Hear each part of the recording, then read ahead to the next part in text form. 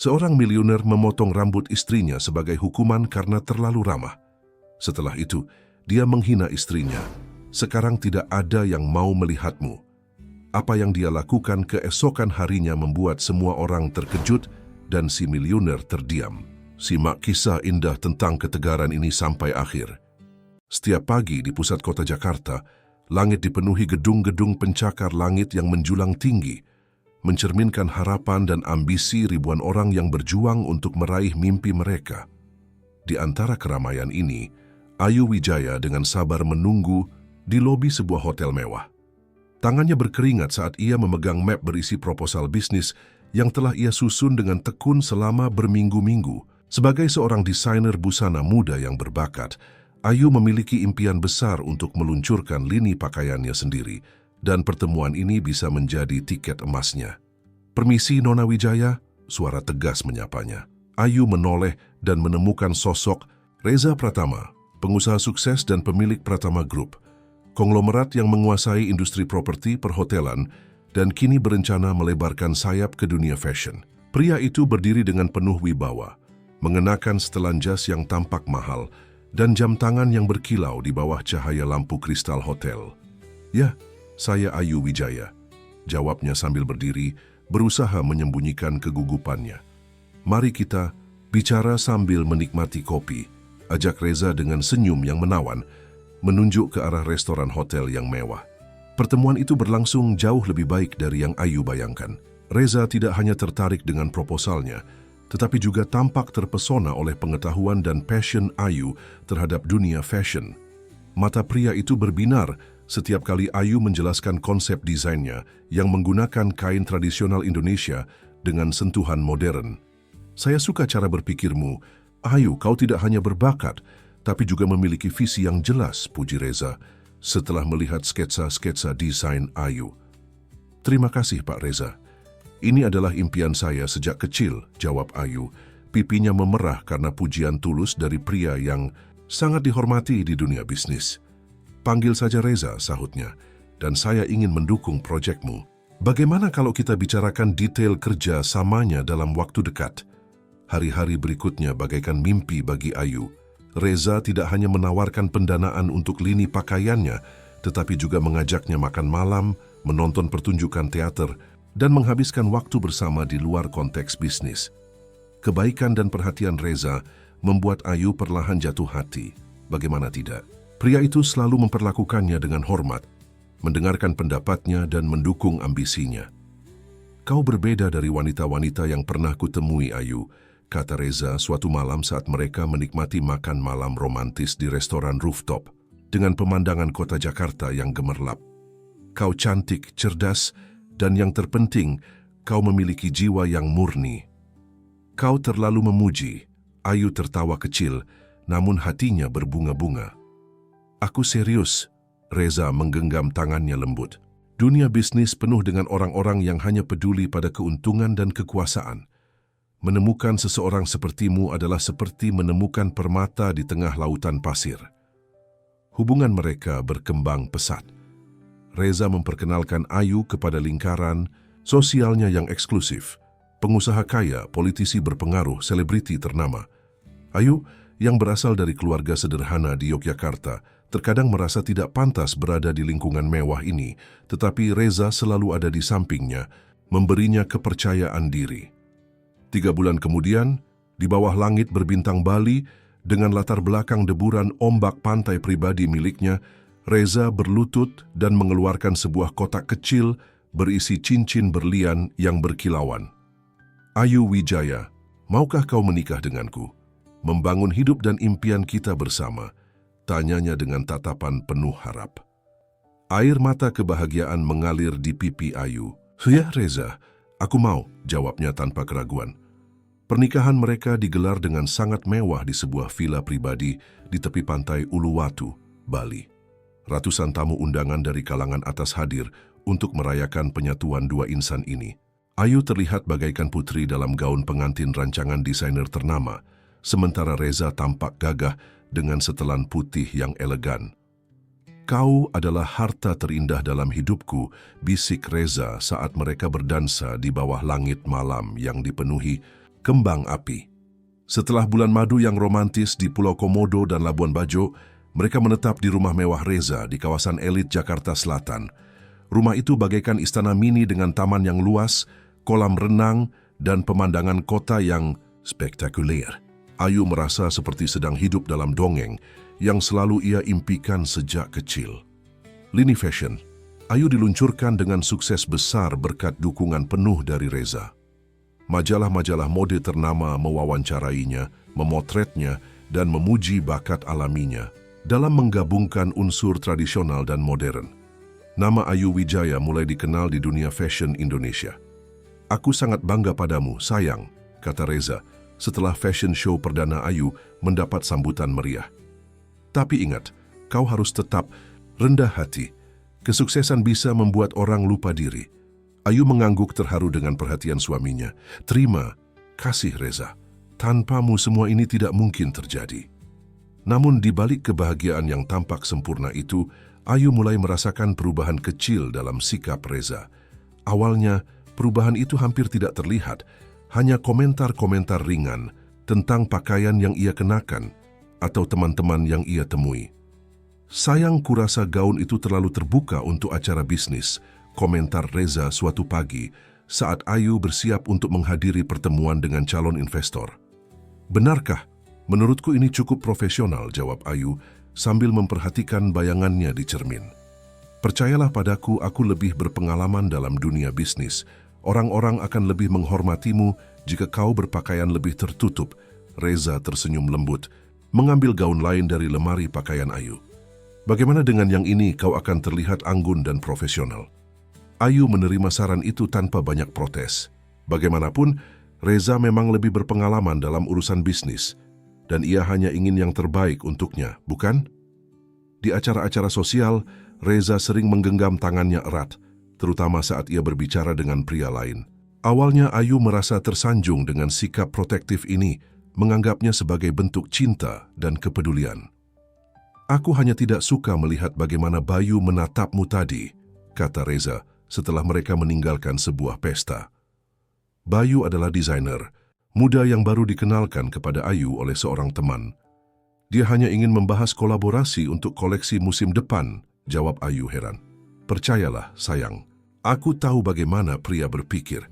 Dia menginginkan lebih dari sekadar kolaborasi bisnis." Reza menghela napas. "Dunia ini penuh dengan orang-orang yang ingin memanfaatkan kebaikan dan kecantikanmu. Aku hanya ingin melindungimu." Kata-kata itu terdengar manis dan penuh perhatian. Ayu tersenyum dan mencium pipi suaminya, merasa beruntung memiliki seseorang yang begitu mencintai dan melindunginya. Ia tidak menyadari bahwa perlahan tapi pasti, kebebasannya mulai dibatasi, dan hidupnya yang sempurna mulai menampakkan retakan-retakan halus yang akan semakin melebar seiring berjalannya waktu. 6 bulan berlalu sejak pernikahan mereka, dan kehidupan Ayu mulai berubah secara perlahan namun pasti. Setiap pagi ia bangun dengan senyuman Reza yang masih membuatnya berdebar, tetapi ada sesuatu yang berbeda, sebuah perasaan tidak nyaman yang tidak bisa ia jelaskan. Pagi itu, saat Ayu sedang menyiapkan sketsa untuk koleksi terbarunya di studio, yang Reza bangun khusus untuknya di rumah mereka, teleponnya berdering. Nama Sinta, sahabatnya sejak kuliah, muncul di layar. "Ayu, apa kabar? Sudah lama sekali kita tidak bertemu." Suara Sinta terdengar ceria di seberang telepon. "Sinta, ya ampun, aku merindukanmu," jawab Ayu dengan antusias. "Bagaimana kabarmu?" "Baik sekali. Hei, aku ada di Jakarta minggu ini untuk urusan pekerjaan.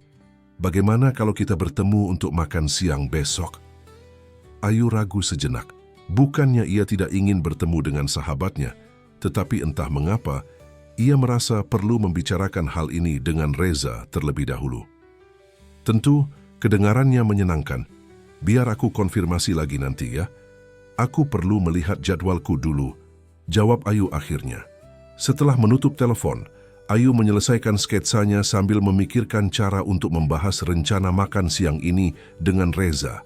Aneh rasanya, dulu ia tidak pernah merasa harus meminta izin untuk bertemu teman-temannya.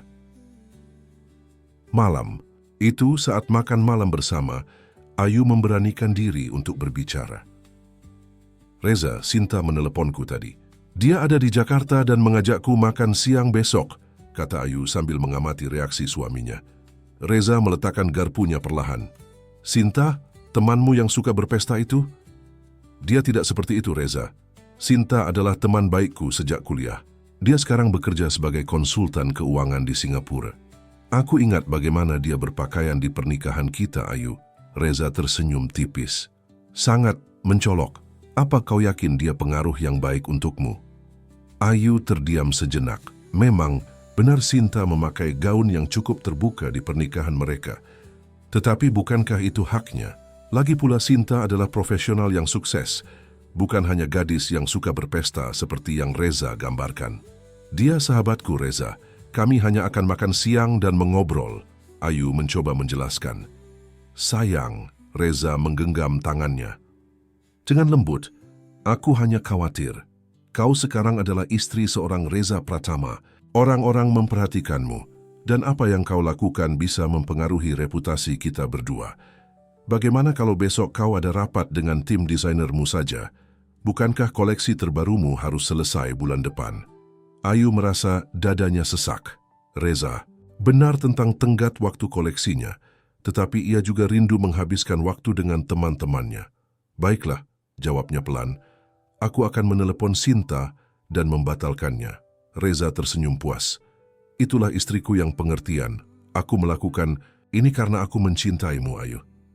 Aku ingin yang terbaik untukmu dan karier yang sudah kita bangun bersama.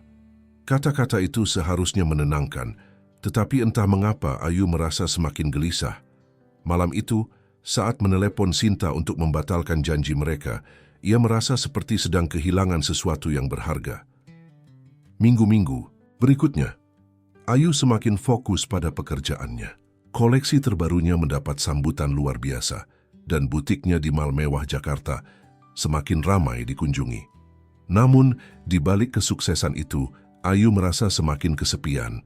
Reza semakin sibuk dengan bisnisnya, sering pulang larut atau pergi ke luar kota, meninggalkan Ayu sendirian di rumah besar mereka. Suatu hari, saat sedang meninjau butiknya, Ayu bertemu dengan Bayu, desainer muda yang pernah dikenalkan kepadanya di pesta beberapa bulan lalu. Ayu, senang bertemu denganmu lagi, sapa Bayu. Ramah, koleksi terbarumu luar biasa. Aku benar-benar mengagumi karyamu. Terima kasih, Bayu. Senang juga bertemu denganmu, jawab Ayu, tersenyum tulus untuk pertama kalinya dalam beberapa minggu. Mereka berbincang tentang tren fashion terbaru dan Ayu menikmati percakapan profesional ini. Sudah lama ia tidak berbicara dengan sesama desainer yang memahami passionnya. Ngomong-ngomong, aku sedang mengerjakan proyek amal untuk anak-anak di daerah terpencil Kalimantan. Kami mengajarkan mereka keterampilan menjahit dan desain. Mungkin kau tertarik untuk bergabung sebagai mentor? Tanya Bayu penuh harap. Itu ide yang bagus. Ayu, suara familiar memotong pembicaraannya. Reza berdiri tidak jauh dari mereka. Wajahnya tenang tetapi matanya memancarkan sesuatu yang membuat Ayu merinding. Reza, aku tidak tahu kau akan datang. Ayu terkejut melihat suaminya di butiknya. Aku ingin memberimu kejutan, jawab Reza mendekati mereka dan melingkarkan tangannya di pinggang Ayu dengan posesif. Dan siapa ini? Ini Bayu, desainer yang pernah kuceritakan. Bayu, ini suamiku Reza. Ayu memperkenalkan mereka dengan canggung. Senang bertemu dengan Anda, Pak Reza. Bayu mengulurkan tangannya. Reza menjabat tangan Bayu dengan singkat. Begitu juga denganku. Maaf Ayu, kita ada janji makan malam dengan Pak Menteri. Ingat, kita harus segera pergi. Ayu mengerutkan keningnya. Ia tidak ingat ada janji makan malam hari ini. Tapi, kita sudah terlambat, sayang, Reza memotong. Dengan senyum yang tidak mencapai matanya. Baiklah Bayu, senang bertemu denganmu. Kita bisa bicarakan proyek itu lain waktu, kata Ayu terburu-buru. Dalam perjalanan pulang, mobil mereka dipenuhi keheningan yang mencekam. Ayu melirik Reza yang fokus menyetir, rahangnya mengeras. Tidak ada janji makan malam hari ini kan? Tanya Ayu akhirnya. Tidak, jawab Reza singkat. Lalu kenapa kau berbohong? Reza menghentikan mobil di pinggir jalan dan menoleh ke arah Ayu. Apa yang kau lakukan dengan pria itu, Ayu? Kami hanya berbicara tentang pekerjaan. Dia mengajakku bergabung dalam proyek amal untuk anak-anak di Kalimantan. Dan kau percaya itu? Proyek amal, Reza tertawa sinis. Ayu, kau terlalu naif. Pria itu jelas tertarik padamu, dan bukan karena proyek amal. Reza, itu tidak benar. Ini hanya percakapan profesional. Ayu mencoba menjelaskan, tetapi Reza mengangkat tangannya, menghentikan penjelasan Ayu. Aku melihat bagaimana dia menatapmu, Ayu, dan aku tidak suka caramu tersenyum padanya. Aku hanya bersikap ramah. Kau adalah istriku. Reza meninggikan suaranya membuat Ayu tersentak. Ia belum pernah melihat Reza seperti ini. Kau tidak perlu bersikap ramah pada pria lain. Itu bisa disalahartikan. Aku tidak mengerti kenapa kau bereaksi seperti ini. Ayu merasa matanya mulai berkaca-kaca. Ini hanya tentang pekerjaan dan proyek sosial. Reza menghela napas panjang kemudian memegang tangan Ayu. Maafkan aku, sayang. Aku hanya sangat mencintaimu dan tidak ingin kehilanganmu. Dunia fashion penuh dengan orang-orang oportunis yang bisa memanfaatkanmu. Kata-kata itu seharusnya menenangkan, tetapi kali ini Ayu merasa ada yang tidak beres. Namun, melihat ekspresi Reza yang tampak tulus, ia memutuskan untuk tidak melanjutkan perdebatan. Aku mengerti, Reza, tapi kau harus percaya padaku. Aku percaya padamu, Ayu. Aku hanya tidak percaya pada pria-pria di sekitarmu, jawab Reza, kembali menyalakan mesin mobil. Mulai sekarang, aku akan lebih sering mengunjungi butikmu untuk memastikan tidak ada yang berani mendekati istriku. Kata-kata itu terdengar seperti janji, tetapi bagi Ayu itu terasa seperti ancaman. Sepanjang perjalanan pulang, Ayu menatap keluar jendela, memperhatikan lampu-lampu kota Jakarta yang berkedip-kedip. Hidupnya yang sempurna mulai terasa, seperti sangkar emas yang semakin menyempit setiap harinya. Hari-hari berikutnya, Reza benar-benar menepati janjinya. Ia lebih sering mengunjungi butik Ayu, mengawasinya dari kejauhan, dan bahkan mulai menentukan siapa yang boleh dan tidak boleh menjadi bagian dari tim desain Ayu. Asisten barumu itu siapa namanya? Rani. Aku tidak suka caranya berpakaian. Terlalu mencolok untuk standar profesional, komentar Reza suatu malam. Dia sangat berbakat, Reza, dan gaya berpakaiannya adalah ekspresi kreatifnya sebagai desainer.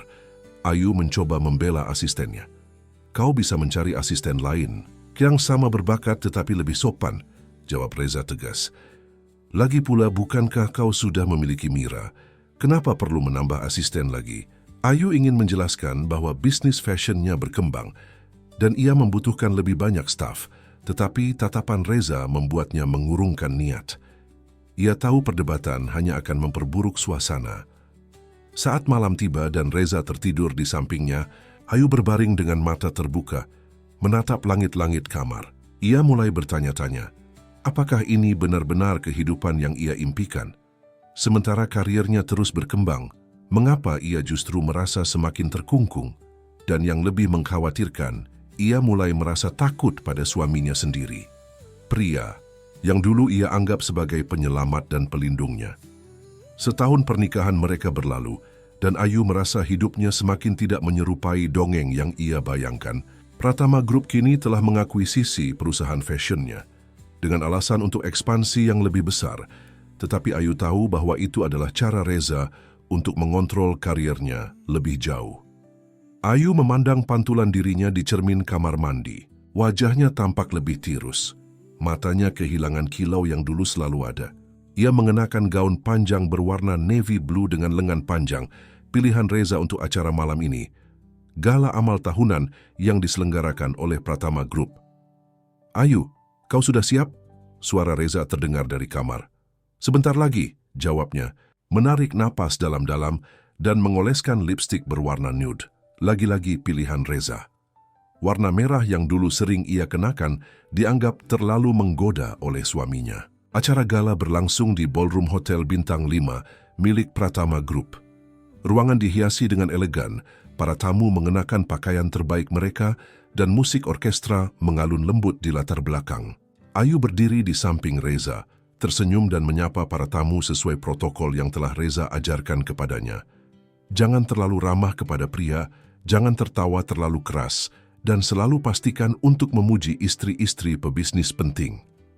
Ayu, astaga, sudah lama sekali tidak bertemu, sebuah suara familiar menyapanya. Ayu menoleh dan melihat Sinta, sahabatnya, berjalan menghampiri dengan senyum lebar. Berbeda dengan Ayu yang tampak terkekang dalam gaun konservatifnya, Sinta terlihat memukau dalam balutan gaun merah yang elegan.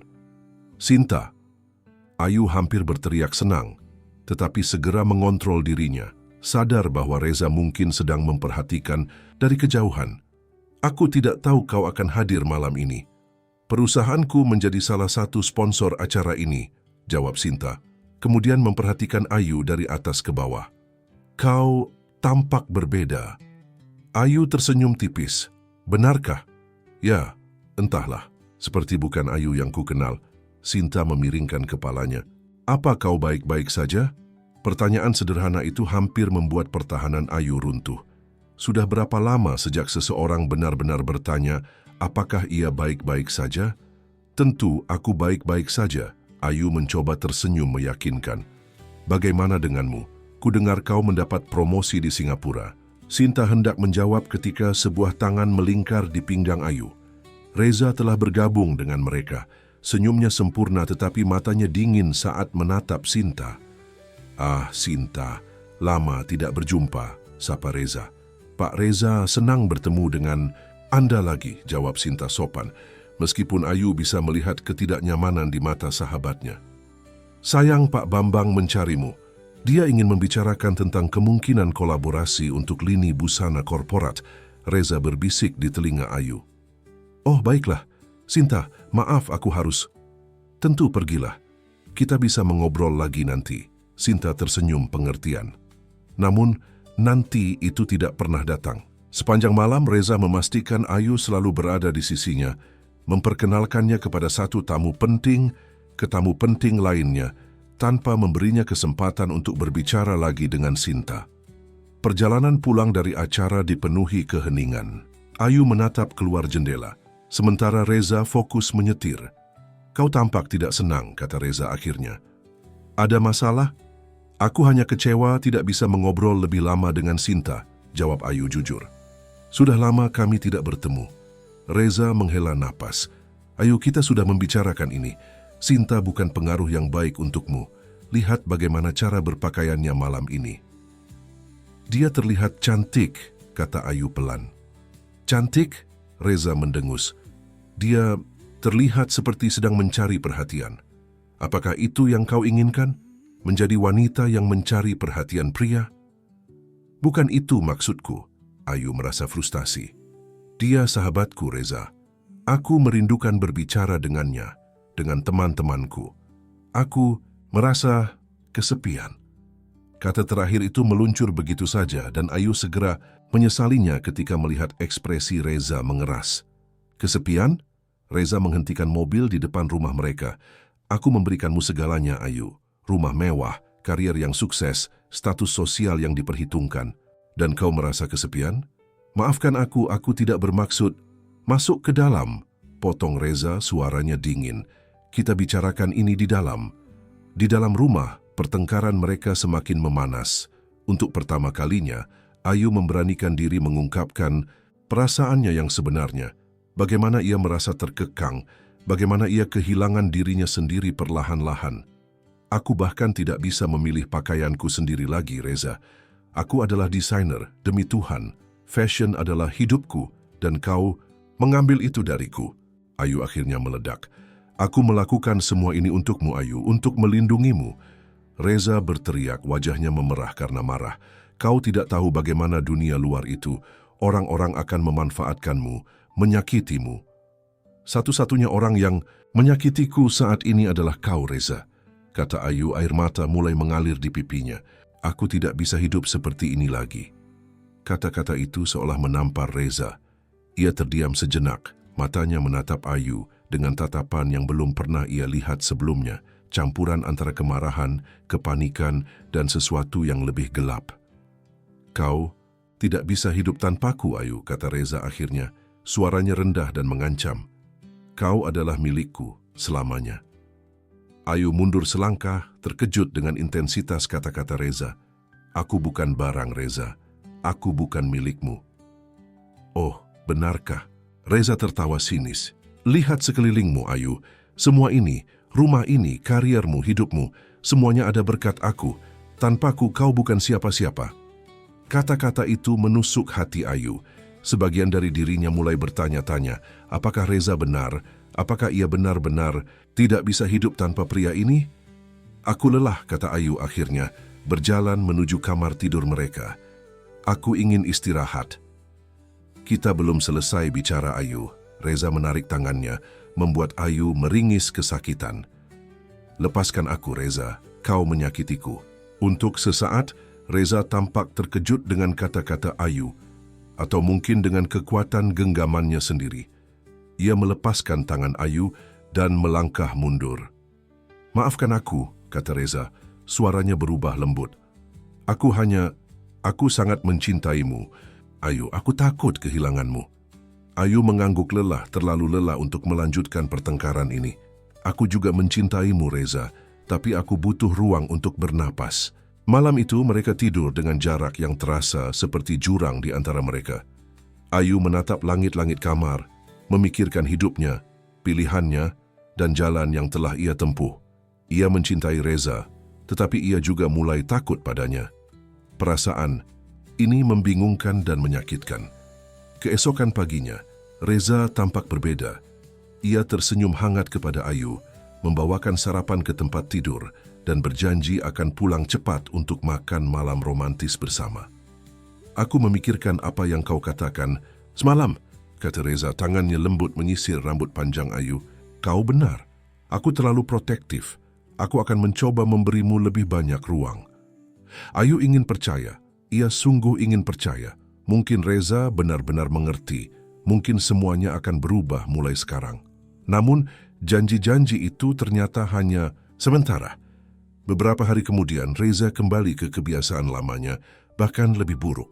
Ia mulai menelpon Ayu beberapa kali sehari untuk mengecek keberadaannya, meminta Ayu mengirimkan foto untuk membuktikan di mana dan dengan siapa ia berada, dan bahkan menyewa supir pribadi untuk Ayu yang Ayu yakini bertugas melaporkan semua kegiatannya kepada Reza. Puncaknya terjadi saat Ayu menyelenggarakan pertemuan dengan tim desainnya di butik. Tiba-tiba Reza muncul, wajahnya merah penuh amarah. Ayu, kita perlu bicara. Sekarang, kata Reza, tanpa mempedulikan tatapan bingung dari staf Ayu. Reza, aku sedang rapat, jawab Ayu, mencoba tetap tenang. Ku bilang sekarang, bentak Reza, membuat semua orang di ruangan tersentak kaget. Dengan malu dan takut, Ayu mengikuti Reza ke ruang pribadinya di butik. Begitu pintu tertutup, Reza mengeluarkan ponselnya dan menunjukkan sebuah foto. Jelaskan ini, tuntutnya. Ayu melihat foto dirinya sedang makan siang dengan Bayu di sebuah restoran. Foto itu tampak diambil dari kejauhan, seperti hasil pengintaian. Kau menguntitku? Tanya Ayu tidak percaya. Aku melindungimu, jawab Reza dingin, dan ternyata benar. Kau mengkhianatiku dengan pria itu. Kami hanya makan siang dan membicarakan proyek amal, Reza. Demi Tuhan kami berada di tempat umum di restoran ramai pada siang hari. Kau tersenyum padanya, kata Reza. Suaranya bergetar menahan amarah. Kau tertawa bersamanya. Aku bisa melihat bagaimana dia menatapmu. Ini gila, Reza, kau gila. Ayu kehilangan kesabaran. Aku tidak bisa hidup seperti ini lagi. Aku ingin kita berpisah untuk sementara. Kata-kata itu seolah memicu sesuatu dalam diri Reza. Tanpa peringatan, ia menggenggam rambut panjang Ayu dan menariknya ke meja. Kau tidak akan pergi kemanapun, bisiknya di telinga Ayu. Kau adalah milikku selamanya. Kemudian, dalam gerakan yang membuat Ayu membeku karena syok, Reza mengambil gunting dari meja dan mulai memotong rambut panjang Ayu yang selalu ia banggakan. Jika kau berpikir pria-pria itu tertarik padamu karena kecerdasanmu, kau salah besar, Ayu sayang, kata Reza sambil terus memotong rambut Ayu dengan kasar. Mereka menginginkanmu karena kecantikanmu. Mari kita lihat apakah mereka masih akan menatapmu seperti itu sekarang. Ayu tidak bisa bergerak, tidak bisa berteriak. Air mata mengalir di pipinya sementara helai demi helai rambutnya jatuh ke lantai. Ia merasa seperti sebagian dari dirinya ikut terpotong dengan setiap guntingan. Harga dirinya, identitasnya, kebebasannya. Ketika Reza akhirnya selesai, ia melemparkan gunting ke meja dan mengangkat dagu Ayu, memaksanya menatap cermin di dinding. "Lihat, dirimu sekarang," kata Reza. "Tidak ada yang akan menginginkanmu selain aku, ingat itu Ayu." Ayu menatap pantulan dirinya di cermin. Rambutnya yang dulu panjang dan indah kini pendek tidak beraturan, seperti telah dipotong oleh anak kecil. Tetapi bukan itu yang menarik perhatiannya. Yang membuatnya terkejut adalah matanya sendiri. Mata yang penuh dengan ketakutan, tetapi juga sesuatu yang baru. Kemarahan, tekad, dan kesadaran baru. Saat Reza berbalik untuk mengambil ponselnya, Ayu menatap pantulan dirinya lebih dalam dan sebuah keputusan terbentuk dalam hatinya. Ia tidak akan menjadi korban lagi. Ini bukan akhir, tetapi awal dari perlawanannya. Pagi itu, saat Ayu menatap pantulan dirinya di cermin kamar mandi, ia tidak lagi melihat korban, tetapi seorang pejuang. Rambut pendeknya yang tidak beraturan telah ia rapikan sebisanya, dan meskipun terlihat sangat berbeda dari rambut panjang yang selama ini menjadi ciri khasnya, ada sesuatu yang membuatnya terlihat lebih kuat, lebih tegas. "Ayu, kau sudah siap?" Suara Reza terdengar dari kamar. "Kita harus berangkat dalam 10 menit. "Sebentar lagi," jawab Ayu mengambil napas dalam-dalam. Hari ini Reza akan membawanya ke Bali untuk acara pembukaan resort terbaru milik Pratama Group. Sejak insiden pemotongan rambut 2 minggu lalu, Reza bersikap seolah tidak terjadi apa-apa. Ia kembali menjadi suami yang perhatian, membelikan Ayu perhiasan mahal, dan bahkan menawarkan untuk membawanya berlibur ke Eropa setelah acara di Bali. Ayu belajar untuk berpura-pura. Ia tersenyum saat Reza memujinya, mengangguk saat Reza memberikan saran atau lebih tepatnya perintah, dan berpura-pura bahwa hidupnya baik-baik saja. Tetapi di balik topeng kepatuhan itu, pikirannya terus bekerja, merencanakan langkah demi langkah untuk melepaskan diri dari sangkar emas ini. Di pesawat menuju Bali, Ayu duduk di samping Reza, pura-pura membaca majalah fashion sementara Reza sibuk dengan laptopnya, mengerjakan beberapa dokumen penting. "Sayang, kurasa setelah acara pembukaan besok, kita bisa menghabiskan waktu di pantai. Bagaimana menurutmu?" tanya Reza, tangannya menggenggam tangan Ayu. Kedengarannya menyenangkan, jawab Ayu, tersenyum meskipun hatinya terasa hampa. "Aku senang melihatmu lebih tenang belakangan ini." Reza mencium pipinya. "Kau tahu aku sangat mencintaimu, kan? Semua yang kulakukan untukmu, untuk kita." Ayu mengangguk, menelan rasa pahit yang muncul di tenggorokannya. "Aku tahu, Reza." Pesawat mendarat dengan mulus di Bandara Internasional Ngurah Rai. Udara Bali yang hangat menyambut mereka saat mereka keluar dari pesawat. Sebuah mobil mewah dengan supir pribadi telah menunggu untuk membawa mereka ke resort baru Pratama Group di kawasan eksklusif Nusa Dua. Resort itu megah, dibangun di atas tebing dengan pemandangan laut yang spektakuler. Suite yang mereka tempati luas dan mewah, dengan kolam renang pribadi yang menghadap langsung ke Samudra Hindia. "Bagaimana menurutmu?" tanya Reza, memeluk Ayu dari belakang saat mereka berdiri di balkon, memandang matahari yang mulai terbenam di horizon. "Indah sekali," jawab Ayu jujur. Pemandangan itu memang luar biasa, dan untuk sesaat ia bisa melupakan situasi yang sedang ia hadapi. "Aku ingin kau menjadi desainer untuk seragam staf resort ini," kata Reza, sesuatu yang mencerminkan keindahan Bali tetapi tetap elegan dan profesional. "Aku tahu kau bisa melakukannya dengan sempurna." Ayu menoleh sedikit terkejut. "Benarkah? Maksudku ya, tentu saja aku bisa melakukannya." "Tentu saja," Reza tersenyum. "Kau adalah desainer terbaik di Indonesia, dan kau adalah istriku. Semua yang kau butuhkan akan aku berikan." Kata-kata itu seharusnya membuatnya senang, tetapi Ayu hanya merasakan dingin di tulang belakangnya. Semua yang ia butuhkan saat ini adalah kebebasan, sesuatu yang tidak bisa Reza berikan, atau lebih tepatnya, sesuatu yang Reza ambil darinya. Malam itu, setelah makan malam romantis di restoran resort, Reza tertidur, lelap, kelelahan setelah perjalanan dan persiapan untuk acara pembukaan besok. Ayu berbaring di sampingnya, matanya terbuka menatap langit-langit kamar. Ini adalah kesempatannya. Dengan hati-hati, Ayu bangkit dari tempat tidur, memastikan tidak membangunkan Reza. Ia mengambil ponselnya dan berjalan ke balkon. Dengan tangan sedikit gemetar, ia mengirimkan pesan kepada seseorang yang tidak pernah ia sangka akan menjadi sekutunya, Dewi, asisten rumah tangga mereka yang telah bekerja untuk Reza selama bertahun-tahun. "Apa semua sudah siap?" tulis Ayu. Beberapa saat kemudian balasan datang. "Sudah, Nyonya. Semua dokumen yang Nyonya minta sudah saya kumpulkan. Saya juga sudah menghubungi pengacara seperti instruksi Nyonya." Ayu menghela napas lega. Selama beberapa minggu terakhir, ia diam-diam telah bekerja sama dengan Dewi untuk mengumpulkan bukti-bukti kekerasan dan kontrol yang dilakukan Reza terhadapnya. Dewi yang ternyata juga pernah menjadi korban kekerasan dalam rumah tangga sebelum bekerja untuk Reza, memahami betul apa yang Ayu rasakan dan bersedia membantunya tanpa ragu. "Terima kasih, Dewi. Pastikan semua tetap rahasia. Aku akan kembali ke Jakarta 2 hari lagi, sesuai rencana." "Baik, Nyonya, hati-hati." Ayu menghapus percakapan itu dari ponselnya dan kembali ke kamar.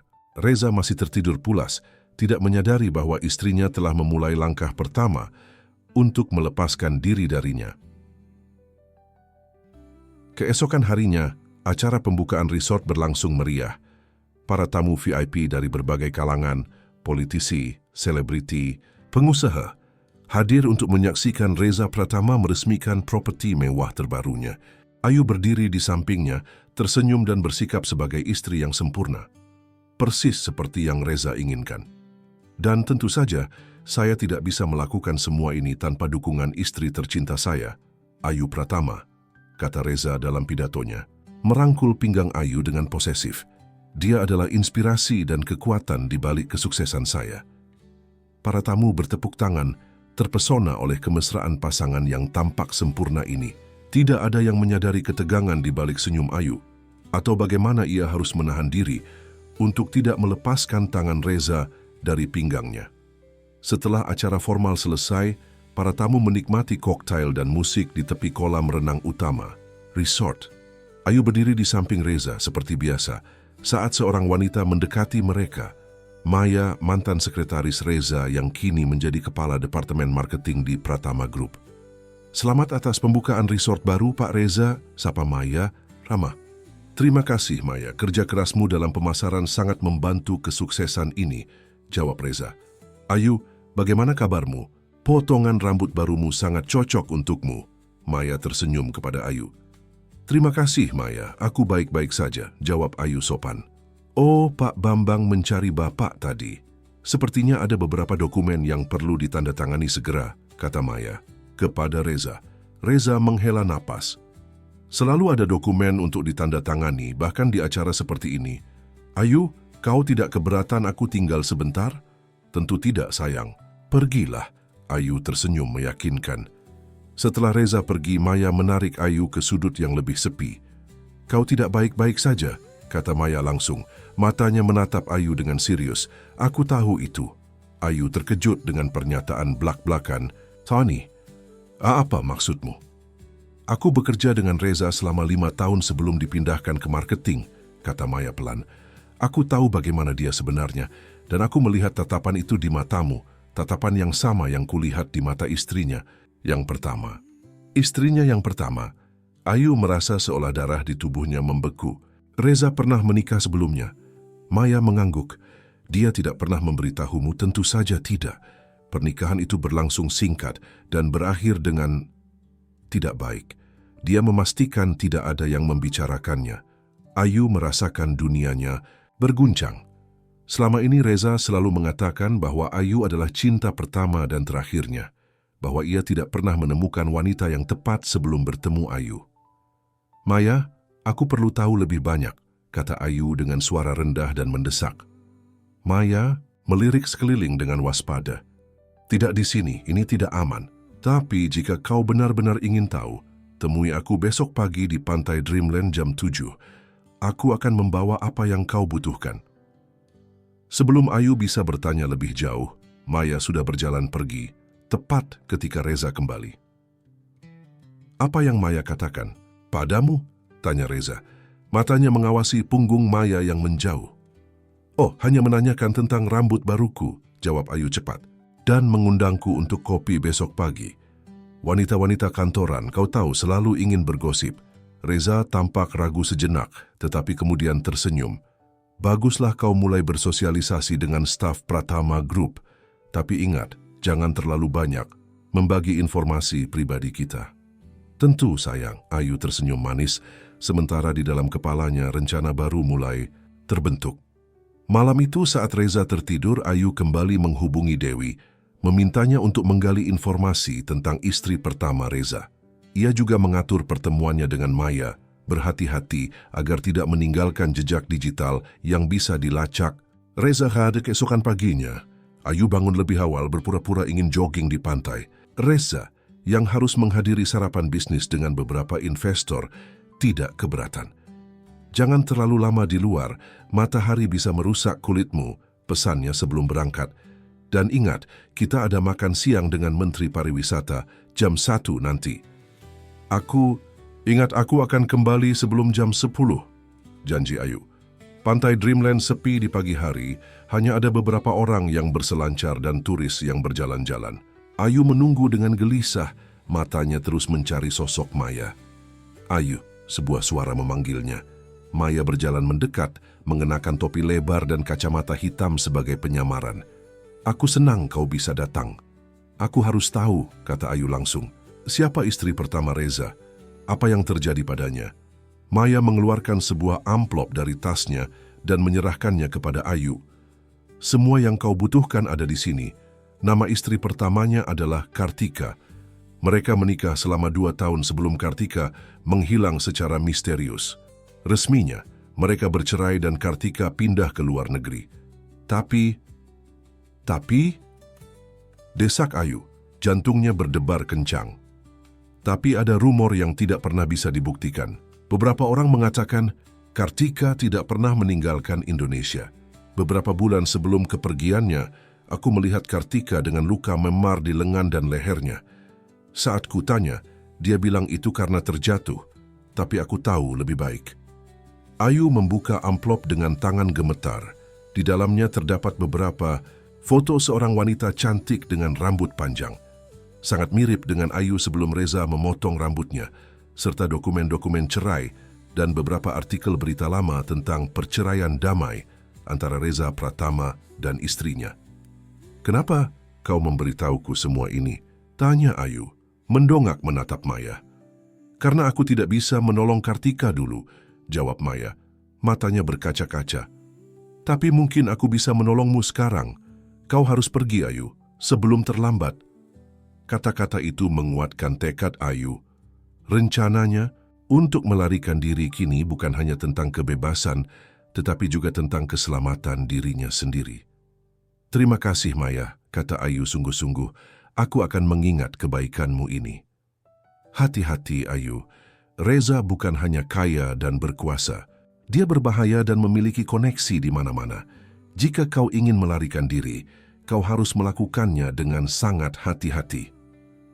Ayu mengangguk, menyimpan amplop itu di dalam tasnya. Aku punya rencana, dan aku akan memastikan rencana itu berhasil. Saat kembali ke resort, pikiran Ayu dipenuhi dengan informasi baru ini. Semuanya mulai masuk akal sekarang. Bagaimana Reza begitu ahli dalam mengontrol dan memanipulasi. Bagaimana ia selalu tahu apa yang harus dikatakan dan dilakukan untuk membuat Ayu merasa bersalah dan bergantung padanya. Ia telah melakukan semua ini sebelumnya. Dan kali ini, Ayu bertekad untuk memastikan bahwa ia akan menjadi wanita terakhir yang menjadi korban Reza Pratama. 2 hari setelah kembali dari Bali, Ayu duduk di studio kerjanya di rumah. Tangannya sibuk menggambar sketsa seragam untuk staf resort Reza, sementara pikirannya jauh melayang ke rencana pelariannya. Dengan hati-hati ia telah mengumpulkan semua bukti kekerasan yang dilakukan Reza, foto-foto memar di tubuhnya, rekaman suara saat Reza mengancamnya, dan kesaksian dari Beberapa orang termasuk Maya dan Dewi. "Ayu," suara Reza memecah konsentrasinya. Ia berdiri di ambang pintu studio, mengenakan setelan jas rapi. "Aku harus ke Singapura malam ini. Ada masalah mendadak dengan investor proyek kita di sana." Ayu mendongak, menyembunyikan kegembiraan yang tiba-tiba muncul di hatinya. "Berapa lama?" "3 hari, mungkin 4, jawab Reza mendekati Ayu dan mencium keningnya. "Aku sudah meminta Pak Hendra untuk menjagamu. Dia akan ada di rumah 24 jam dan akan mengantarmu kemanapun kau perlu pergi." Pak Hendra adalah kepala keamanan Pratama Group, orang kepercayaan Reza yang Ayu yakini lebih berfungsi sebagai pengawas daripada pelindung. "Aku tidak perlu pengawalan, Reza. Aku hanya akan di rumah menyelesaikan desain ini." Ayu mencoba terdengar. "Biasa saja." "Ini bukan untuk diperdebatkan, Ayu," kata Reza tegas. "Kau adalah istri Reza Pratama. Keselamatanmu adalah prioritas utama." Ayu mengangguk, pura-pura mengalah. "Baiklah, jika itu membuatmu tenang." "Anak pintar." Reza tersenyum puas mengusap rambut pendek Ayu seperti mengelus anak kecil. "Aku akan berangkat setelah makan malam. Pastikan kau siap. Aku ingin menghabiskan waktu bersamamu sebelum pergi." Setelah Reza meninggalkan studio, Ayu menghubungi Dewi melalui pesan terenkripsi yang telah mereka siapkan. "Dia pergi malam ini. Operasi dimulai besok pagi," tulis Ayu. "Semua sudah siap, Nyonya." "Pengacara akan menunggu di tempat yang sudah disepakati," balas Dewi. Malam itu, Ayu bersikap luar biasa manis kepada Reza, membuatnya makan malam romantis, mendengarkan ceritanya tentang proyek di Singapura, dan bahkan memijat bahunya yang tegang. Reza tampak sangat senang dengan perhatian ini, sama sekali tidak menyadari bahwa ini adalah pertunjukan terakhir Ayu sebagai istri yang patuh.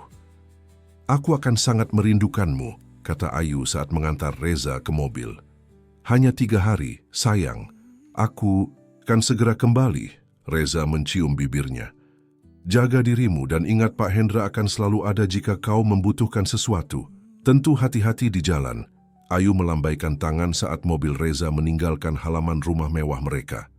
Begitu mobil itu menghilang di kejauhan, senyum Ayu lenyap, digantikan oleh ekspresi serius dan penuh tekad. Ia berbalik dan melihat Pak Hendra berdiri tidak jauh darinya. "Nyonya butuh sesuatu?" tanya Pak Hendra. "Tidak, terima kasih. Aku akan langsung tidur." "Hari ini melelahkan," jawab Ayu sopan. "Baik, Nyonya. Saya akan berpatroli di sekitar rumah. Jika Nyonya membutuhkan sesuatu, tekan saja tombol di samping tempat tidur." Ayu mengangguk dan berjalan ke kamar tidurnya. Alih-alih tidur, ia membuka laptop dan menghubungi Sinta melalui panggilan video yang aman. "Semua sudah siap?" tanya Ayu segera setelah wajah Sinta muncul di layar. "Siap. Tiket pesawatmu sudah dikonfirmasi, identitas barumu sudah disiapkan, dan apartemen di Surabaya sudah menunggu," jawab Sinta. "Bagaimana dengan Pak Hendra?" "Aku punya rencana untuk itu." Ayu tersenyum penuh rahasia. "Besok malam, aku akan bebas." Keesokan paginya, Ayu bertingkah seperti biasa. Ia sarapan, bekerja di studionya, dan bahkan mengobrol santai dengan Pak Hendra. Sore hari, ia menerima panggilan telepon yang sudah diatur sebelumnya. "Nyonya Ayu, ini dari rumah sakit. Dewi mengalami kecelakaan dan meminta Anda datang," kata suara di telepon, yang sebenarnya adalah Sinta. Ayu berpura-pura terkejut dan khawatir. "Ya Tuhan, aku akan segera ke sana. Pak Hendra, tolong siapkan mobil." Tapi Pak Reza memerintahkan saya untuk tidak membiarkan Nyonya keluar rumah tanpa izin beliau. Pak Hendra terlihat ragu. "Dewi adalah keluarga bagi kami, Pak. Reza pasti akan mengerti. Lagi pula, kau akan menemaniku, bukan?" Ayu menatapnya dengan mata berkaca-kaca. Pak Hendra akhirnya mengalah. "Baiklah, Nyonya, saya akan mengantar Anda." Di perjalanan ke rumah sakit, Ayu diam-diam mengirim pesan pada Maya yang telah menunggu sesuai rencana. Ketika mereka tiba di rumah sakit, Ayu meminta Pak Hendra menunggu di lobi sementara ia mencari informasi tentang Dewi. "Ini rumah sakit, Pak. Aku akan aman di sini. Lagi pula, aku hanya akan bertanya di resepsionis." Ayu meyakinkannya. Begitu, Pak Hendra duduk di ruang tunggu. Ayu segera berjalan menuju pintu belakang rumah sakit, di mana Maya telah menunggu dengan mobil. "Cepat." Kita tidak punya banyak waktu, kata Maya begitu Ayu masuk ke mobil.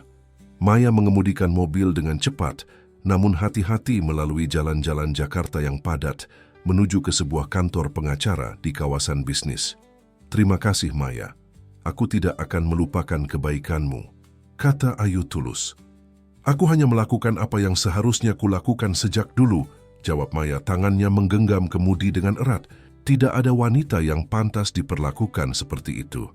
Di kantor pengacara Bapak Suryo, seorang pengacara senior spesialis kasus kekerasan dalam rumah tangga, telah menunggu dengan semua dokumen yang diperlukan. Nyonya Ayu, semua bukti yang Anda kumpulkan sangat kuat, kata Pak Suryo setelah memeriksa berkas-berkas yang telah disiapkan. Dengan ini kita bisa mengajukan perintah perlindungan dan gugatan cerai sekaligus. Tapi saya harus memperingatkan Anda, Pak Reza adalah orang yang sangat berpengaruh. Ini tidak akan mudah. Aku siap menghadapinya, jawab Ayu dengan mantap. Yang penting, dokumen-dokumen ini harus segera diproses sebelum Reza kembali dari Singapura. Kami akan mengurusnya dengan prioritas tertinggi, janji Pak Suryo. Sementara itu, yang terpenting adalah keselamatan Anda. Anda harus segera meninggalkan Jakarta seperti yang telah direncanakan. Ayu mengangguk. Pesawatku berangkat malam ini, tapi sebelumnya ada satu tempat lagi yang harus kukunjungi. Tempat itu adalah rumah Sinta di pinggiran Jakarta. Di sanalah semua barang-barang penting Ayu telah disimpan selama beberapa minggu terakhir, dokumen pribadi, beberapa perhiasan warisan keluarganya, dan tabungan rahasia yang telah ia kumpulkan dari hasil kerjanya sebagai desainer. Kau yakin ingin melakukan ini? Tanya Sinta saat membantu Ayu bersiap-siap. Reza bukan orang yang akan menyerah begitu saja. Aku tahu, Ayu menghela napas. Tapi aku juga bukan orang yang sama yang dulu ia manipulasi dan kontrol. Aku sudah berubah, Sinta. Dan aku tidak akan membiarkan ketakutan mengontrol hidupku lagi. Sinta memeluk sahabatnya erat. Aku bangga padamu. Dan aku akan selalu ada untukmu, apapun yang terjadi. Malam itu, dengan identitas baru dan penampilan yang sudah diubah, rambut pendeknya kini dicat berwarna coklat dan ia mengenakan kacamata, Ayu naik pesawat menuju Surabaya, kota besar kedua di Indonesia yang cukup jauh dari Jakarta. Di sana, sebuah kehidupan baru telah menunggunya. Sementara itu, di rumah sakit, Pak Hendra mulai curiga ketika Ayu tidak kunjung kembali. Setelah mencari ke seluruh rumah sakit dan bertanya kepada staf, ia akhirnya menyadari bahwa telah ditipu. Dengan panik, ia menghubungi Reza di Singapura. Pak, maafkan saya, kata Pak Hendra dengan suara gemetar. Nyonya Ayu, dia menghilang. Di sebuah ruang hotel mewah di Singapura, Reza Pratama mendengarkan laporan itu dengan wajah merah padam, menahan amarah. Tangannya menggenggam ponsel begitu erat, hingga buku-buku jarinya memutih. Cari dia, perintahnya dengan suara rendah yang berbahaya. Gunakan semua koneksi kita. Aku ingin dia ditemukan dalam 24 jam. Baik Pak, jawab Pak Hendra. Keringat dingin mengalir di dahinya. Setelah menutup telepon, Reza melemparkan ponselnya ke dinding, menyebabkan layarnya retak. Amarahnya meledak. Ia menghancurkan barang-barang di kamar hotel itu, membuat staf hotel ketakutan mendengar keributan dari luar.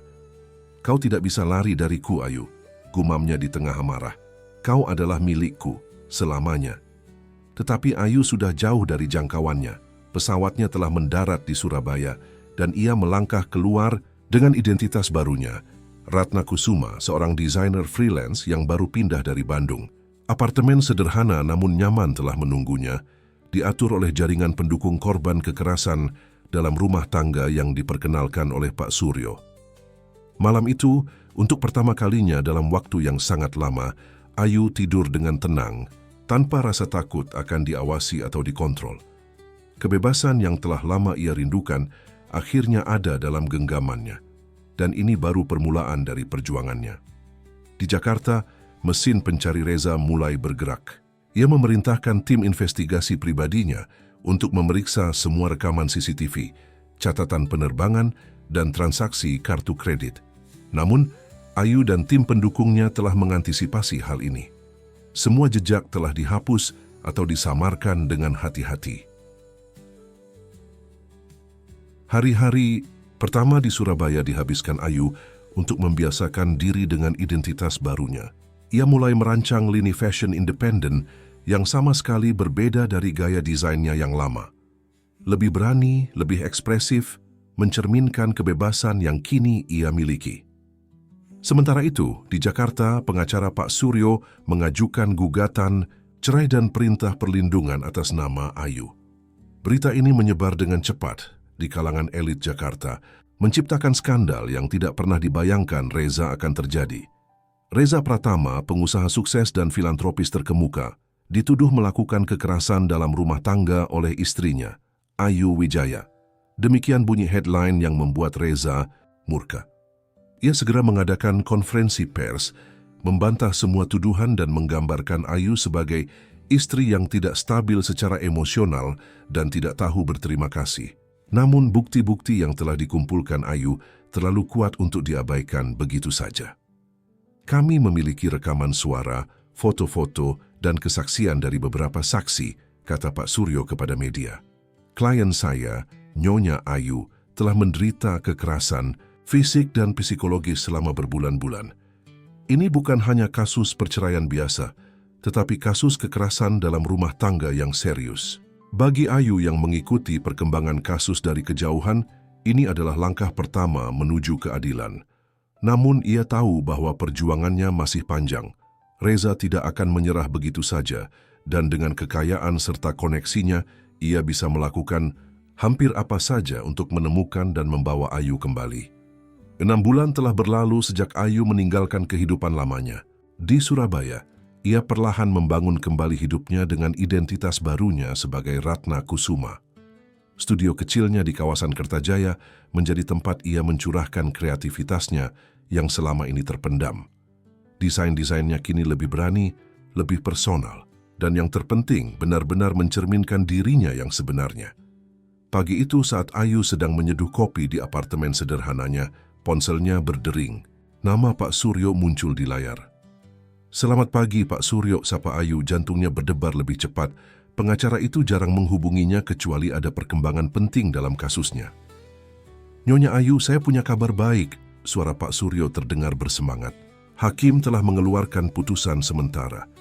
Perintah perlindungan dikabulkan dan Pak Reza dilarang mencari atau menghubungi Anda sampai proses perceraian selesai." Ayu menghela napas lega. "Itu kabar baik. Bagaimana dengan gugatan cerainya?" "Proses masih berjalan, tapi ini langkah besar. Dengan bukti-bukti yang kita miliki, saya optimis hakim akan memutuskan yang terbaik untuk Anda," jawab Pak Suryo.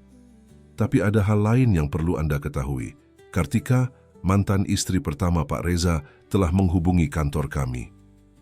Ayu hampir menjatuhkan cangkir kopinya. "Kartika? Dia masih hidup? Dia ada di Indonesia?" Ya, ternyata dia tidak pernah meninggalkan Indonesia seperti yang dikabarkan. Dia telah hidup dengan identitas baru di Yogyakarta selama bertahun-tahun. Saat mendengar tentang kasus Anda, dia memutuskan untuk tampil sebagai saksi. Berita ini bagaikan petir di siang bolong. Selama ini Ayu mengira Kartika telah menghilang, atau bahkan lebih buruk, mengingat rumor yang beredar. Mengetahui bahwa wanita itu masih hidup dan bersedia bersaksi memberikan kekuatan baru bagi Ayu. Apa dia? Apa dia juga mengalami hal yang sama denganku? Tanya Ayu hati-hati. "Lebih buruk menurut kesaksiannya," jawab Pak Suryo dengan nada serius. "Tapi saya rasa lebih baik dia sendiri yang menceritakannya kepada Anda. Dia ingin bertemu dengan Anda jika Anda bersedia." Ayu tidak perlu berpikir 2 kali. "Tentu saja, kapan dan di mana?" "Besok di kantor kami di Jakarta. Saya tahu Anda telah menghindari Jakarta, tapi kami telah mengatur pengamanan ketat. Pak Reza tidak akan tahu." Setelah menutup telepon, Ayu duduk termenung di balkon apartemennya yang menghadap ke jalan ramai Surabaya.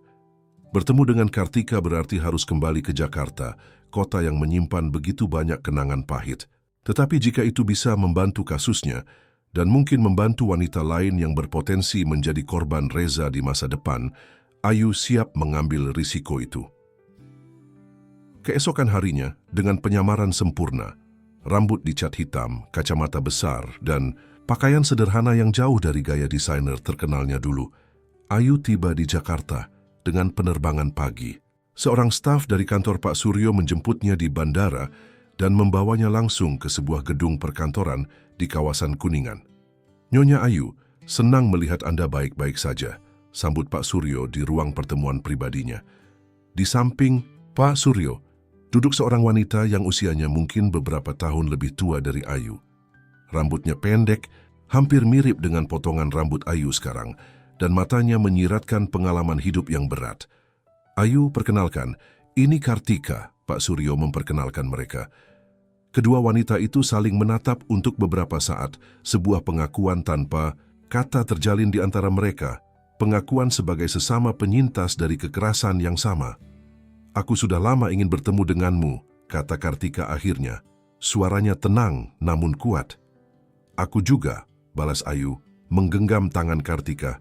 "Terima kasih sudah bersedia tampil sebagai saksi." "Aku seharusnya melakukan ini sejak dulu," Kartika menggelengkan kepalanya. "Mungkin jika aku lebih berani, kau tidak perlu mengalami apa yang kuhadapi dulu." Selama 2 jam berikutnya, Kartika menceritakan kisahnya. Bagaimana ia bertemu dan jatuh cinta pada Reza, bagaimana perlahan-lahan Reza mulai mengontrol hidupnya, dan bagaimana kekerasan yang ia alami semakin meningkat hingga suatu malam, Reza hampir mencekiknya hingga tidak sadarkan diri. "Aku tahu saat itu, jika aku tidak pergi, aku mungkin tidak akan pernah bisa pergi lagi," kata Kartika matanya berkaca-kaca. "Dengan bantuan kakakku, aku melarikan diri saat Reza sedang dinas ke luar negeri. Kami mengatur seolah-olah aku setuju untuk bercerai diam-diam dan pindah ke luar negeri. Tapi sebenarnya aku hanya pindah ke Yogyakarta, mengubah namaku dan memulai hidup baru." "Dan Reza tidak pernah mencarimu?" tanya Ayu heran. "Oh, dia mencari, tapi dia terlalu bangga untuk mengakui bahwa istrinya telah meninggalkannya. Jadi dia menerima narasi perceraian damai yang kami tawarkan untuk menyelamatkan reputasinya. Lagi pula, saat itu Pratama Group belum sebesar sekarang. Dia masih sangat peduli dengan citra publiknya." Mendengar kisah Kartika, Ayu semakin yakin dengan keputusannya untuk melawan, bukan hanya untuk dirinya sendiri, tetapi juga untuk Kartika dan wanita-wanita lain yang mungkin menjadi target Reza di masa depan. "Dengan kesaksianmu, ditambah bukti-bukti yang sudah kami kumpulkan, kasus kita semakin kuat," kata Pak Suryo. "Tapi kalian berdua harus siap, Reza tidak akan menyerah begitu saja. Dia akan menggunakan semua kekuatan dan koneksinya untuk melawan balik." "Aku siap," kata Ayu mantap. "Aku sudah tidak takut lagi padanya." Sore itu saat Ayu bersiap untuk kembali ke Surabaya, Kartika menggenggam tangannya erat. "Kau lebih berani dariku, Ayu," kata Kartika. "Aku hanya lari dan bersembunyi, tapi kau memilih untuk melawan. Kita masing-masing melakukan apa yang harus dilakukan untuk bertahan hidup," jawab Ayu lembut. "Dan sekarang kita berdua akan memastikan bahwa Reza tidak bisa menyakiti wanita lain lagi." Pertemuan dengan Kartika memberikan kekuatan baru bagi Ayu. Setelah kembali ke Surabaya, ia semakin fokus pada pengembangan bisnis fashionnya yang baru. Dengan bantuan beberapa investor yang diperkenalkan oleh Sinta, Ayu berhasil membuka butik kecil yang menjual desain-desain eksklusifnya. Butik yang diberi nama Renaissance, kelahiran kembali, itu menawarkan pakaian yang memadukan elemen tradisional Indonesia dengan gaya modern yang berani. Berbeda dengan lini fashion sebelumnya yang lebih konservatif dan aman karena pengaruh Reza, desain-desain Ayu kini penuh warna, tekstur, dan pernyataan kebebasan. Setiap pakaian menceritakan kisah perjuangan dan kebebasan, kata Ayu saat diwawancarai oleh majalah fashion lokal. Tanpa menyebutkan nama Reza atau detil pengalamannya, Ayu mulai berbicara secara terbuka tentang bagaimana kreativitas bisa menjadi bentuk penyembuhan dari trauma. Sementara itu, di Jakarta, kasus perceraian Ayu dan Reza semakin memanas. Reza mengerahkan tim pengacara terbaik untuk melawan gugatan Ayu, mencoba menggambarkan dirinya sebagai suami yang baik dan Ayu sebagai istri yang tidak tahu berterima kasih. Namun, kesaksian Kartika memberikan pukulan telak bagi strategi pertahanan Reza. Media mulai menggali lebih dalam tentang pernikahan pertama Reza dan beberapa mantan karyawan Pratama Group yang telah menyaksikan perilaku abusif Reza mulai berani angkat bicara. Saham Pratama Group anjlok 30% dalam sebulan terakhir, lapor Maya kepada Ayu melalui telepon aman. Beberapa investor besar mulai menarik diri dan 2 proyek besar dibatalkan. Reza kalang kabut. "Aku tidak ingin menghancurkan bisnisnya," kata Ayu jujur. "Aku hanya ingin kebebasanku dan keadilan." Terkadang untuk mendapatkan keadilan, mereka yang berkuasa harus merasakan akibat dari perbuatannya, jawab Maya. "Jangan khawatir, Pratama Group terlalu besar untuk jatuh sepenuhnya. Tapi setidaknya Reza akan berpikir 2 kali sebelum menyakiti wanita lain lagi." 3 bulan kemudian, hakim akhirnya mengeluarkan putusan. Ayu dan Reza resmi bercerai, dengan Ayu berhak mendapatkan kompensasi finansial yang signifikan serta 40% saham di beberapa anak perusahaan Pratama Group, termasuk lini fashion yang dulu ia rintis. "Ini kemenangan bukan hanya untukmu, tapi juga untuk semua wanita yang menjadi korban kekerasan dalam rumah tangga," kata Pak Suryo saat menyampaikan kabar gembira itu kepada Ayu. Ayu menangis bahagia mendengar berita itu. Setelah sekian lama, ia akhirnya benar-benar bebas. Namun, kebebasan itu datang dengan tanggung jawab baru. "Apa yang akan kau lakukan dengan saham-saham itu?" tanya Sinta saat mereka merayakan kemenangan Ayu di apartemennya di Surabaya. "Aku akan menggunakannya untuk sesuatu yang bermakna," jawab Ayu, matanya berbinar dengan semangat baru. "Aku ingin mendirikan yayasan untuk membantu para wanita korban kekerasan dalam rumah tangga, memberikan mereka perlindungan hukum, dukungan psikologis, dan pelatihan keterampilan agar mereka bisa mandiri secara finansial." "Itu ide yang luar biasa," seru Sinta antusias. "Dan aku ingin Kartika terlibat dalam proyek ini," tambah Ayu. "Kami berdua telah melewati neraka yang sama dan berhasil selamat. Sekarang, saatnya membantu wanita lain untuk melakukan hal yang sama." Beberapa minggu kemudian, Ayu secara resmi meluncurkan Yayasan Suara Perempuan dengan Kartika sebagai salah satu direkturnya. Yayasan itu segera mendapat dukungan dari berbagai kalangan, termasuk selebriti, aktivis, dan bahkan beberapa politisi yang peduli dengan isu kekerasan terhadap perempuan. Salah satu program unggulan yayasan tersebut adalah Renaissance Fashion Program. Program pelatihan desain dan menjahit untuk para penyintas kekerasan dalam rumah tangga, memberikan mereka keterampilan untuk memulai karier baru di industri fashion. "Fashion bukan hanya tentang pakaian," kata Ayu dalam pidato peluncuran program tersebut. "Fashion adalah tentang ekspresi diri, tentang menemukan kembali identitas yang mungkin telah hilang akibat kekerasan dan kontrol. Melalui program ini, kami berharap para penyintas bisa menemukan suara mereka kembali seperti yang telah saya alami sendiri." Sementara Ayu sibuk dengan yayasan dan bisnis fashionnya yang berkembang pesat, Reza Pratama menghadapi masa-masa sulit. Skandal perceraiannya telah mencoreng reputasinya. Dan meskipun Pratama Group masih berdiri, pengaruh Reza dalam dunia bisnis Indonesia tidak lagi sekuat dulu. Suatu hari, saat Ayu sedang mengunjungi Jakarta untuk urusan yayasan, ia tidak sengaja melihat Reza di lobi sebuah hotel.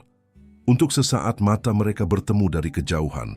Reza tampak lebih tua, lebih lelah, dan entah bagaimana, lebih kecil dari yang ia ingat. Tidak ada lagi aura intimidasi yang dulu selalu mengelilinginya. Alih-alih rasa takut atau kebencian, Ayu hanya merasakan sebuah kesadaran tenang bahwa pria ini tidak lagi memiliki kekuasaan atas hidupnya. Dengan senyum kecil, ia mengangguk sopan ke arah Reza, kemudian berjalan pergi, langkahnya mantap dan penuh keyakinan. Malam itu, di kamar hotelnya, Ayu berdiri di depan cermin, memperhatikan pantulan dirinya. Rambutnya yang dulu dipotong paksa oleh Reza kini telah tumbuh sedikit, dan ia menyukainya tetap pendek, bukan sebagai pengingat akan trauma, tetapi sebagai simbol transformasi dan kekuatannya. "Kau berhasil," bisiknya pada diri sendiri. Selamat kau melawan dan kau menang." Dari jendela kamarnya, lampu-lampu Jakarta berkedip-kedip, mengingatkannya pada malam-malam ketika ia merasa terjebak dan tak berdaya di kota ini. Kini kota yang sama menyaksikan kebangkitannya, transformasinya dari korban menjadi pejuang. dari yang dikendalikan menjadi yang mengendalikan hidupnya sendiri. Ponselnya berdering, menampilkan pesan dari Kartika. 20 wanita baru mendaftar untuk program pelatihan bulan depan. Kita membuat perbedaan, Ayu. Kita benar-benar membuat perbedaan. Ayu tersenyum membaca pesan itu. Ya, mereka memang membuat perbedaan, dan ini baru permulaan. Kisah Ayu Wijaya, atau Ratna Kusuma, atau siapapun nama yang ia pilih untuk dirinya, sendiri sekarang, adalah kisah tentang jatuh dan bangkit kembali, tentang menemukan kekuatan di tengah kegelapan, dan tentang mengubah luka menjadi kebijaksanaan yang bisa membantu orang lain. Sangkar emas yang dulu mengurungnya telah hancur dan ia kini terbang bebas, lebih tinggi dari yang pernah ia bayangkan. Dan yang terpenting, ia tidak terbang sendirian. Bersamanya, ada banyak wanita lain yang terinspirasi untuk menemukan sayap mereka sendiri dan menghancurkan sangkar-sangkar yang mengurung mereka.